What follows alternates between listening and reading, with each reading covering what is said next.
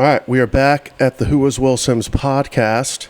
Today my guest is Emily Adolph. How you doing, Emily? I'm good. How are you, Will Sims? I'm doing good. Good. Good to be here. Yeah. So we first met at Brad's live Mog thing that he does, which was really cool. You were taking pictures. How do you know Brad? Oh my gosh. Well, so Brad and I technically go back. I probably don't want to say how many years because that'll date us. But his wife Lisa, I've known her for a long time too. She was sisters of a really good friend of mine, and she was a friend of mine growing up. But yes, I mean we met in high school. He was dating Lisa then, and that's kind of how we've always known each other. And then just being around Harford County, and yeah. Nice. Well, I'll have to get all the hot goss off of you from Brad at some point about Brad. Yeah. But yeah. I feel like Brad's really good at like putting himself out there though. Like there's not much he doesn't hide much. Yeah. You know what I mean? He is who he is. And that's one thing I've always loved about Brad is he is who he is. He puts himself out there, and he helps show people what's possible by putting yourself out there. And I think it's great what he's doing. Yeah, I think me and him have been kind of drawn to each other because we're in very similar. Not only do we both do music, but we're both very like, screw it, we're doing this like kind of full tilt. Absolutely. With things. I know. I was going to say I love that about you too. Just putting yourself out there, doing what you love, right, and being in spaces like showing vulnerability, right? Because so many people hide from that. They're afraid to put themselves out there, to show who they truly are, to express their talents and their gifts. And I love that you're doing that for yourself too. It's awesome. Nice.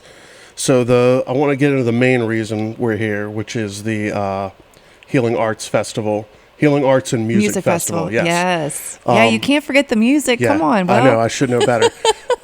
Usually like I kind of start and we kind of go through the whole like journey, but I feel like this is like a big thing that's happening. Yeah. Now, it's a first year festival. Yeah. Mm-hmm. I saw you kind of founded it last year, I guess, but like this year is when you're really like kind of... Yeah, kicking it off. Yeah, well, it's one of those things where I'm sure, you can understand this being a creative yourself. When things kind of come through, for you it might be a song, right? You get like inspired for something, you write down those lyrics, and then maybe it's something that doesn't actually come to fruition for maybe a year or 2 years or whenever you actually want to put it together. It was kind of the same thing. The concepts, the ideas came through. I jotted them down on paper. Didn't really know like what it was, where it was going, how it was going to be formulated, what it actually, was going to become. And then it really just started to slowly come together like bit by bit. And then, fast forward to when I had met Bob, who's the executive director of the Maryland Center for the Arts. We met each other at the pre-ramble, which was at Hopkins. I was photographing that and just kind of, that's where it all kind of started growing more. So, yeah. Nice. And that's going to be up in like the Bel Air area, or is that going to be okay? Yeah. So initially we were going to be hosting it on the Maryland Center for the Arts space, which is in Bel Air. But they have some construction that's going to be happening, so we're having to find a new space. Right now we are working with Friendship Park, which is behind Wegmans. So we're hoping that that'll be finalized and we'll host it there.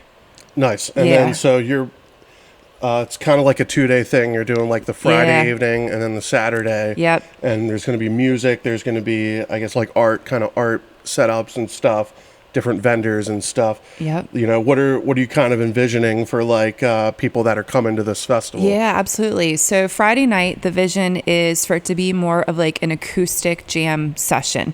Have musicians such as yourself that will be there, playing music, hoping to have vendors on site that day too. So really Friday night is kind of like the introduction to the full-fledged festival experience on Saturday. So Saturday will be a combination of live music, wellness experiences, workshops, interactive art, vendors, food trucks, all sorts of things. So it's really like this blended, experience where people can come on site. They can maybe practice yoga. They can maybe do a sound bath. They could do interactive art. We're hoping to maybe put like a big mural up where, people can come and paint and get creative. So there's all these ideas like flowing. And then, once we get closer to the event, it'll really solidify in. But yeah, that's kind of what we're envisioning and working towards. So yeah. What are you most excited to have people try right now? Well, to be honest, because all three really, because they played such an integral part in my own personal healing journey, in me really coming back home to myself.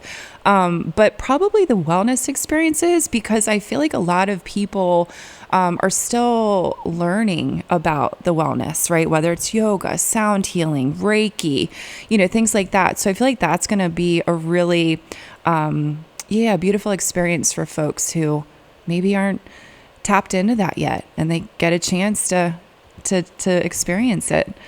So yeah. Nice. And I'm sure you've got a ton of people that have reached out about doing music and stuff.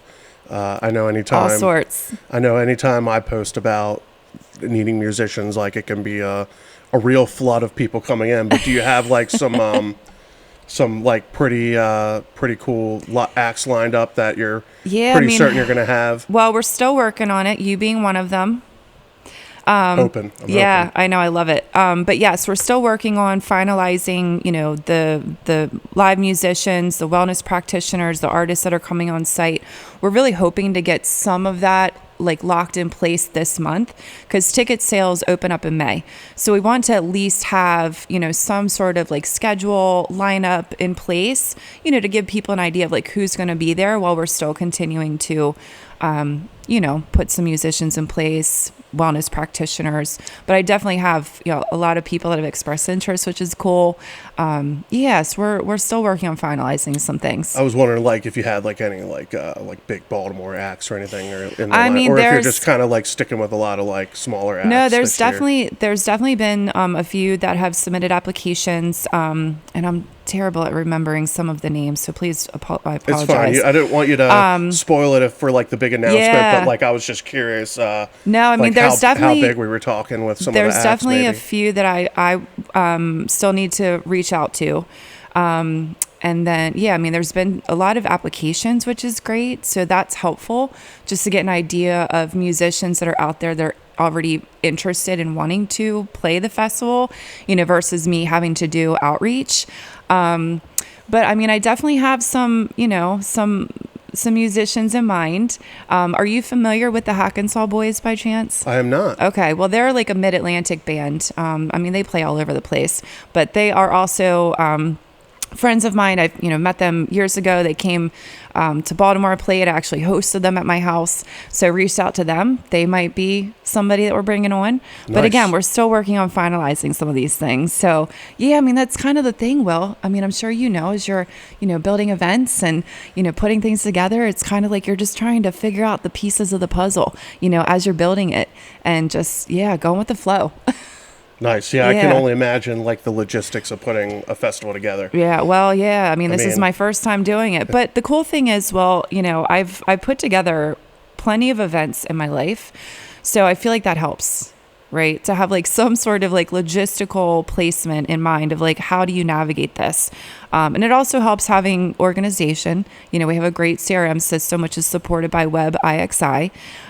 So yeah, we have definitely some really great tools in place, which are helping to support that. And then, it's just getting everything plugged away.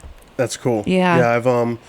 As a musician, I'm sure we've all thought about like, oh man, I want to do my own music festival, put together like your dream lineup. But, so, I know that I feel like this festival is kind of an extension of a lot of things you've already been kind of doing in your life. I know that you're like, is it pronounced Reiki? Yes. Reiki practitioner? Yep. And you have your own company called The Soul Lift. The Soul Lift. Yep. Where you're, it says, navigating life with love and light, our mission. At The Soul Lift, we believe in I shouldn't be allowed to read anything. It's because it's so far away, it's a little blurry. At the Soul Lift, we believe in fostering a consciously collective community. Yeah. So talk about some of the stuff you're doing over there at the Soul Lift. Yeah, so I am a Reiki master, so energy work. I'm also a sound practitioner, so I work with crystal sound bowls, do guided meditations, and then facilitate various events. So like yesterday, I actually partnered with the Humane Society. We put together a little fundraising event. People came on site, they did yoga, I played sound, we did some like fun journaling. They had time with some of the animals from the Humane Society that were up for adoption, and then also some farm animals because it was located on a farm. Nice. But yeah, like various things just to really work on, one, bringing community together, two, helping people through their own, healing journeys, and yeah, just being a bridge and a support of that. So yeah, that's really cool. And what kind of different like therapies and like services type stuff do you guys do over there? Yeah, well, Reiki being one of them, so that's energy work. Sound healing, so working with the crystal sound bowls. Both of them, what they do is they help to bring folks that maybe are in nervous system dysregulation. It helps to bring them into like that calm, balanced state. So a lot of us are really functioning at these like higher levels of nervous system dysregulation, right? Anxiety, overwhelm, fear, doubt, worry. So really what my practices do is it helps to bring somebody who might be in that space. They come, they work with me, they're in that chaotic frequency, and we're working to bring them into that balanced, harmonic place. So they're actually entering into their natural state. So I can't tell you how many times, Will, where I've had people come work with me and they leave my table and they're like, oh my gosh, this is what I'm supposed to feel like. They're like, I feel so weird right now. I'm like, that's your natural state of being. That's your natural rhythm. So it's just helping bring people, and I refer to it as bringing them back home to themselves, because that's really part of the process, is finding that balance, right?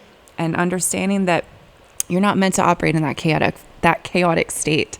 So so it's just helping people navigate those pathways. Yeah, that's awesome. Yeah. I feel like one of the natural next steps with this podcast is to have some kind of like, if I have a musician on, have them perform and stuff like that. Yeah. But it would have been fun if you like brought like a healing bowl or something. Yeah, my crystal sound. I didn't even think about it. I probably should have, huh? Yeah, it's all right. Next time. I mean, it would have been something I had to figure out, but I was just thinking it'd be a funny thing just to see it live in action. But, yeah, well, you should sign up and try it sometime. Yeah. Yeah. It's a cool experience. So in addition to the Soul Lift, you also have a photography company, the Studio 7 Photography. Yep. Tell me how you got into photography. What excites you about photography? Well, to be honest, I mean, I always had this draw to photography ever since I was a kid. It really started with, kind of just flipping through family albums, looking at like the old black and whites, history, things like that. Then when I was a teenager, I really loved fashion, like fashion magazines. And, at that time I wanted to be a model and, that whole bit, ended up going to college, getting my degree in fashion merchandising. So, it was definitely just like this draw. And then I really didn't actually tap into photography until I was living in St. Louis. And at that time, I really focused on like family photography. So that's really where it started. And at that time, it was called Emily Ann Photography. So that was like how I really kind of started my photography business. And again, focus on families, portraits, things like that. Did a couple weddings. That really wasn't my vibe. And then got into event photography and photographing musicians when I moved from Missouri to West Virginia. I worked for some production companies, worked at a music venue, and was like their, head photographer there, and really loved it. Like really loved doing like event photography. And then it just kind of, expanded from there. So, yeah. What are some of the like cooler events you've gotten to cover doing photography? I mean, years ago when I was working for one of the production companies, I got to photograph like Vanilla Ice, which was nice. Cool. Tone Loc. Oh, what's the guy? He has the nose. He's no longer alive. Oh my gosh, what's his name? He's from the 90s. Ooh. Is it Gerard Depardieu? No, no. It's like it's part of his costume. So like it was like this fake nose that he would put on. Oh my, Humpty Hump. Okay. Yeah, not familiar. Okay, you're not familiar with the song Humpty Hump. Oh, I do the Humpty Hump. Do it, baby. You're not familiar with that? I don't think now so. you have to put it into the podcast. Oh yeah. Well, I always blend me singing into exactly. Yeah, when I clip stuff out, I always try to put like whatever we're talking about the song underneath. So yep, that'll be a great. So I'm sure once you hear clip. it, you'll probably be like, oh yeah, I know that song. Yeah, that'll be a fun clip. Yeah. Cool. Well, I mean, it sounds like you could carry a tune. Were you ever into music at all? A little bit, yeah. I mean, I was in chorus in middle school, and unfortunately had a really, can I say the word shit? I mean, yeah, sure. Yeah, shitty teacher, and so she kind of, like pulled, like I was no longer really vibing with it because of that teacher, so didn't really do much with it after that. But yeah, I mean, I played the recorder. Oh yeah. Didn't we all? Yeah, but I was never really like musically inclined as far as like playing instruments. But yeah, I mean, I sing in the shower, sing in the car, that kind of bit. Karaoke? Any karaoke? A little bit. Yeah, I mean, I've done it, but it's not something I'm like, signing up for on a regular basis. That'll be the thing. We'll get that at the Healing Arts Festival. Yeah, there Everyone we go. loves Everybody does some karaoke. Not a bad idea. You might be onto something. Nice. Are there any other creative avenues you'd like to explore? Oh my gosh, I feel like, the world is it's an open, like there's so many things out there. I don't know what's next for me right now because I have so many things on my plate with this festival. This is definitely a big undertaking, really exciting. But there's a lot of creativity that goes into that. And I feel like I'm learning a lot right now. So there's probably going to be a few things that are going to show up through building this that I probably never would have anticipated. And yeah, it's a good place to grow and develop and see what comes next. Nice. And then for the festival, do you see this being kind of like an annual thing? You're going to try That's what we're hoping for. Yeah, that's the goal. Yeah, we're really hoping that this year, the first year being, the kickoff, hoping it goes well, and then we just continue to grow it for years to come. Yeah, and I have my little tagline here, find your rhythm. Nice. Yeah, so that's what it's all about, helping people find their rhythm. Whether it's music, whether it's art, whether it's holistic wellness practices, or all three of them combined. That's really what, again, helped me with my own healing journey. So that's part of why, we're building this to help other people who might be in spaces where they're feeling lost. They're feeling disconnected. They're like, I don't know what my fucking purpose is. Sorry, I'm cussing. And that's my favorite one. I mark them all as explicit. I know. I'm sorry. Well, I'm sure I'm just as I'll bad. be more mindful, but that's one of my favorites. I mean, I don't do it as much when other people are here, but when I'm doing them by myself, I'm always You're always, yeah. F this, F that. Yeah. But, yeah. So I'm curious how you got into like the whole Reiki, like spiritual healing type of stuff. Yeah. So really, I think the journey for me started years ago when I went to work with a psychic medium. And during that connection, I had a friend that came through who had passed away when I was 18. They were killed in a car accident. And for me at that time, and I've always struggled with this, not anymore because I really worked through this well, but always struggled with like self-love, my worth, like feeling like I have a place in this world, like struggled with, do people really like me? Like that kind of stuff. So what I'm getting at is when this friend came through the medium reading, she basically said that this particular friend wanted me to know how much they love me. And it's so interesting because that friend, even though we were friends, I never thought they really liked me like that. I thought I was just somebody that they like tolerated in like the friend group, but not that they actually truly like loved me. And so that for me, I think was like the pivotal point where I really started to do more work on myself. I think I was living in Canton at the time, or maybe I was still in Hartford County. I can't remember. But when I lived in Canton, we lived there for a couple years, and I started working with who's now my Reiki master. started doing Reiki with her. And then really from that point forward, Will, it's like once you started that journey, all these different pathways opened up. And then I just started getting introduced to various types of healers, working with shamans, working with other psychics around the globe, various types of healers and practitioners. And so really just through that journey, it just continued to open up more and more and more. And then, I stepped in the spaces of becoming a Reiki master myself. So now I can teach Reiki to folks who are interested in it. But it's just something that helped me through my own journey and really, like I said, coming back home to myself. Yeah, that's interesting. I think a lot of people, especially these days, definitely feel that struggle, especially with social media, just feeling like, what's my place in this world? Does anybody really like me? Like, that's just kind of stuff, especially, because the social media sites are all algorithm based now. So they don't even want to show you like what your friends are doing. They want to show you an ad, or they want to show you some other person that's posting stuff. And I think that, I know I struggle with that a lot too. Like does anybody really like me? It's like, I'm always constantly surprised by like people's willingness to do stuff with me or for me, like coming into the studio to record a part on a song or come on the podcast and talk with me. Like that's all stuff that's like constantly like blows my mind every day. So that's definitely like, well, it's those inner voices. Well, the ego has a really great way of keeping us trapped in those stories and in the looping stories, right? It's the old paradigms, it's the old habits, the old thoughts, beliefs, right? That like keep us trapped.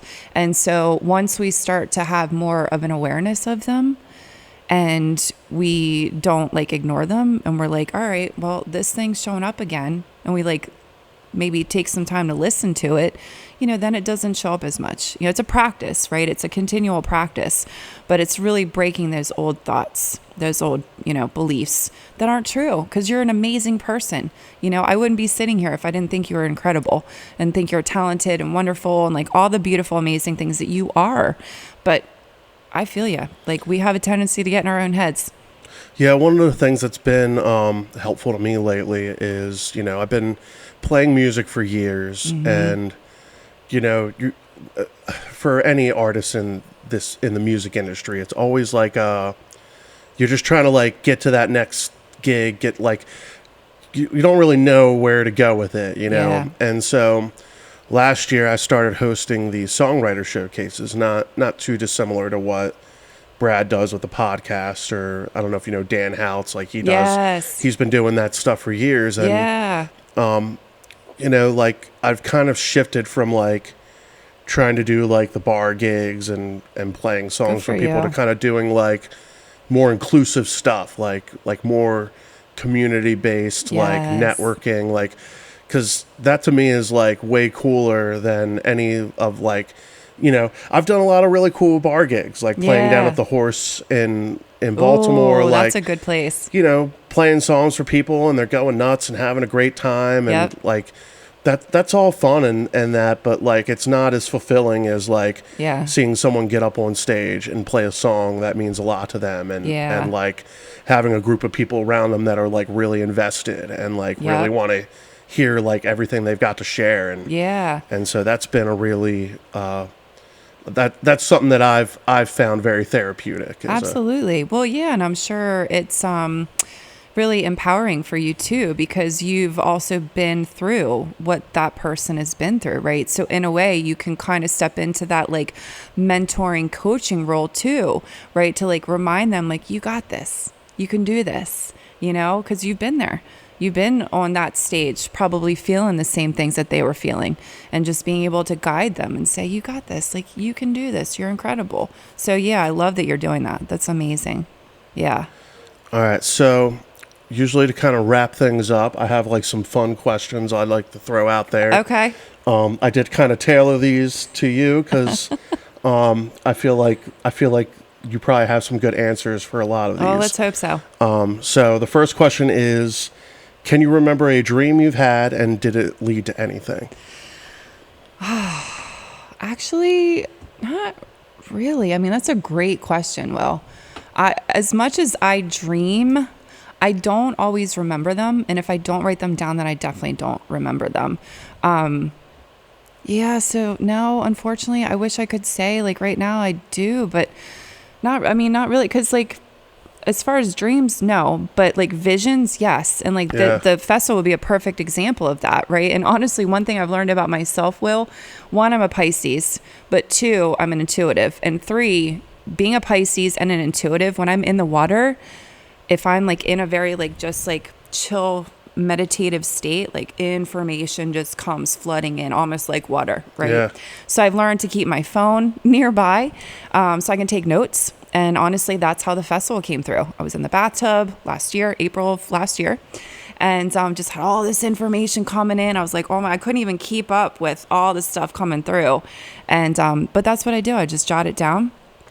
So yeah, I would say like dreams, not so much, but I definitely have like visions, things that come through that way. Yeah.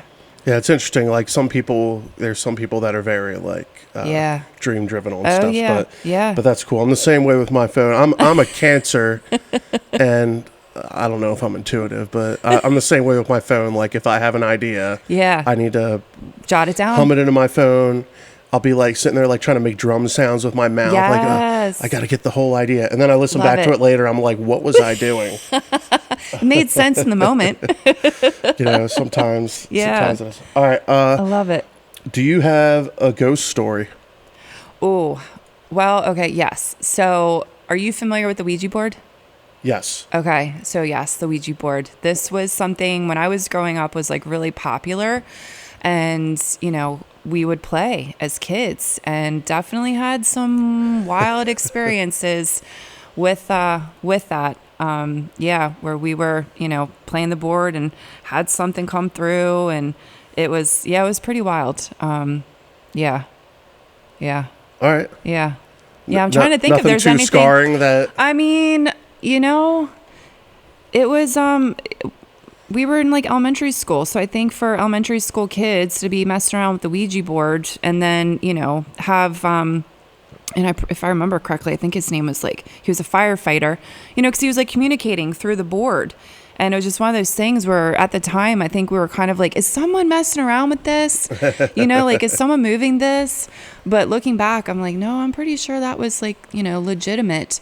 But I'm trying to think if there's any other like really like real ghost stories or anything that have happened. Like not really that I can think of. I mean, I'm definitely into, ghosts and the afterlife and things like that. Done some ghost tours and all that fun stuff. But I can't say I've had like anything really happen that's been impactful. Like not off the top of my head. It was funny. I remember one time a group of friends and I, we went to PA for a martial arts thing. Mm-hmm. And we were just driving around. It was like middle of nowhere, Pennsylvania. And we were going to some amusement park. But on the way there, we saw this like decrepit looking house or like a barn or something. Uh-huh. And that was like in the middle of the day. So then we were like coming back at night. We were like, let's go to the thing. We drove in there and, we took some pictures and stuff. Yeah. And it was funny because I sent someone the pictures and then they like posted the picture, but they put like some eyes like in one of the windows. They were like, look at the eyes. And then everyone was like, what? I was like, he edited that, but we were just having a good laugh. You're like, oh, there's a ghost there. No, it's funny you say that because I remember doing that in high school. My boyfriend in high school and there was like abandoned houses, and one of them in particular, like we would go and like explore. And I remember like the house, there was if I remember correctly, it was an outdoor garage, and there was like this old like car, and it was just like hanging, like so it was basically like just hanging on like the edge of the car, and then it was just like this big old drop underneath of it. Like it was wild. It was one of those things where back then I'm like, man, I wish I had a camera that we had taken.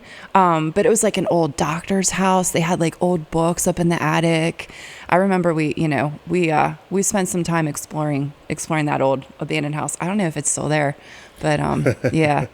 Yeah, there's a few houses in this. Actually, they might be gone now, but there was a few houses in this neighborhood that were a little freaky, a little creepy. Yeah. All right. Yeah. If you could be a character in any TV show, movie, or animation, who would you be? Or like what show would you be in? You don't have to be a certain character, but if you wanted to like be mingling with oh my in gosh. a certain... That's a good question too. I don't know. I mean, to be honest, Will, I don't watch much TV, like full disclosure. So I don't really know. Like, I don't even really know of like a character. I mean, I'm going to The Simpsons because I feel like that's just like such a well-known show, you know? And I mean, I grew up watching The Simpsons. I don't know. So who would I be on The Simpsons? Yeah, you could like voice a character on there or be a character. Yeah, maybe The Simpsons. Nice. Because I feel like, you know, they have a pretty good foundation. They've been around for a while. And they're so known for, you know, like bringing things like to the future. Yeah, like, you know. They the predictions. Yeah, that's they would do stuff on their show that would come true many years later. They're like, oh yeah, we predicted this. Yeah, so that's pretty wild. Cool. Yeah. All right, what was your favorite childhood toy? Well, I mean, I'm an artist too, so my toys, I mean, I was always like finding a way to be creative, you know, painting, drawing. I'm trying to think of like an actual toy though. I don't know. I mean, yeah, I would say just being creative. I was always drawing, coloring, finding ways to be expressive. Did you have like the crown set with like a million different colors? Oh my God, there? Are you kidding me? Yes, always. That was always my favorite. Yeah.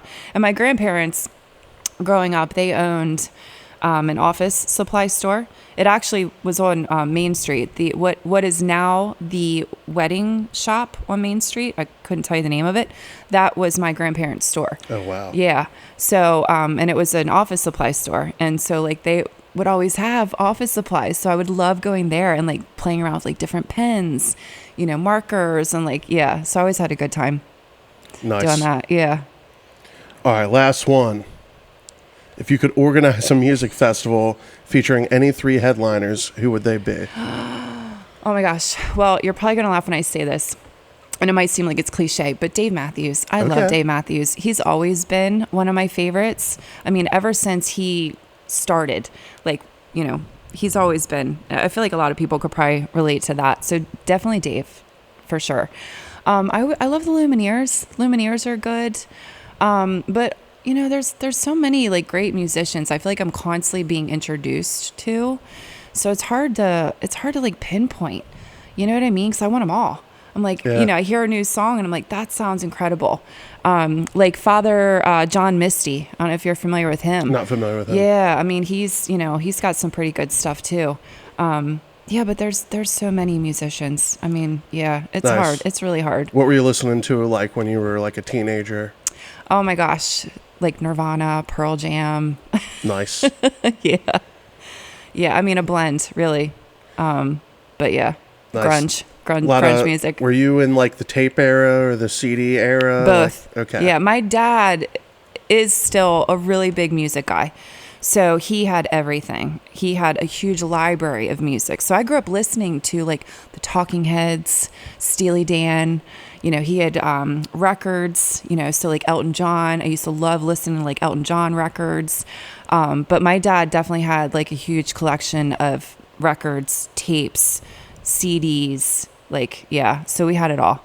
Nice. I'm trying to get into the Fleetwood Mac. I love Fleetwood Mac. Liz, that would be another one. I would love to have Fleetwood Mac. That'd be sick. I mean, they'd have to probably get back together for that, I know. Right? I don't think they played. Yeah. But yeah, I'm trying to get into the record stuff. I'm trying to get like a setup going here. Yeah. But I haven't quite figured it out yet. It's definitely something I'd love to do. I have a few records myself.